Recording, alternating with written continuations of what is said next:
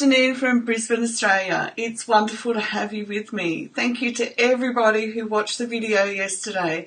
It touched a lot of hearts, and for those who were able to share, despite the fear, thank you. It was very, very precious.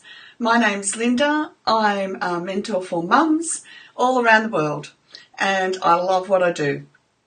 Today I'm furious, but I'm not furious as in so overwhelmingly furious, because this kind of furious would scare a lot of women away, and we can't do that, okay?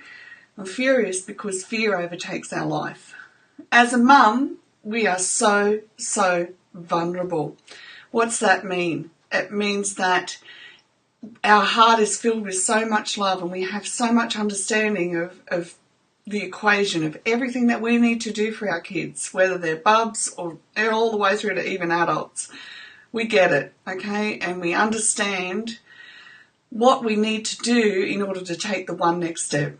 However, when our babies are still little babies before school, we feel especially vulnerable because we are reliant on our partner to help us in some way.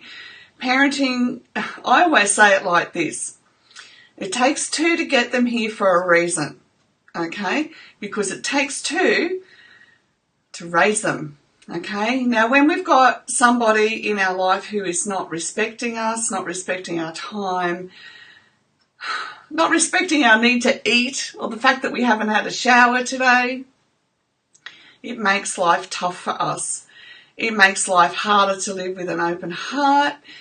Life becomes just the one next thing that I have to do just to make it through the one next moment. And that's not good enough. Our kids deserve better, for starters. So what I want you to do today is, in between all the tiredness, in between feeling absolutely fearful of what the future holds, because when we get married, we have a dream, okay? And we believe that we have a dream together with our husband, all right? And when that dream starts to come unstuck because we've become a mum, it's very, very frightening, okay? So for us, our dream was, however it looked like on the outside, but for us, our dream was in our heart that when we had a family, we would build it together, okay? That we would communicate over whatever the problems were, that we would help each other, etc., etc. My husband, when my first child was born, and my mum came up from interstate, well, he was doing 3-hourly feeds, and I can tell you now, that's just exhaustion to the bone. How women do 1 and 2 hourly, I don't know. 3 hours nearly kill me. Especially when you're breastfeeding. For me, okay, just for me, it was very, very tiring because it would take forever to feed, okay? So what I used to do as well was express the milk so that my husband and my mum could take turns doing night shifts. And that helped a lot. But of course, what happens? Mum goes home, husband goes back to work.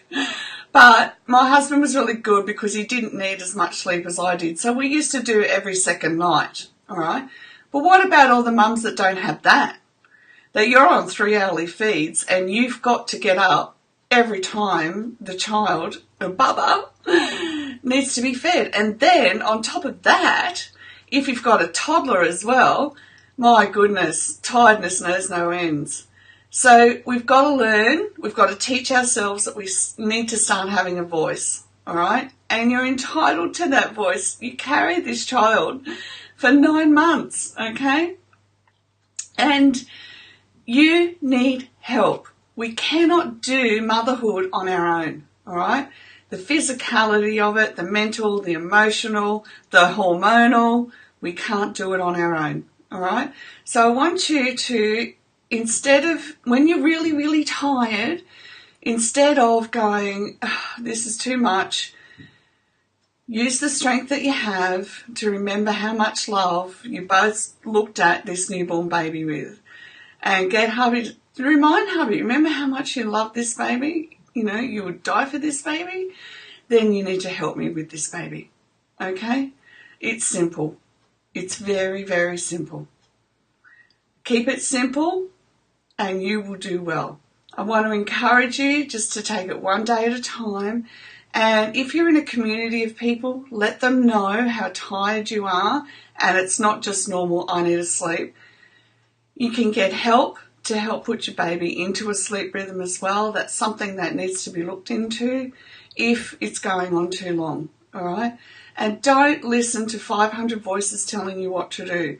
Trust your instincts. Trust what you need to do as a mum because you're right there. You know your baby. You may feel like you don't know your baby because there's so many choices, but pare all the choices down and just keep it simple for what you need today.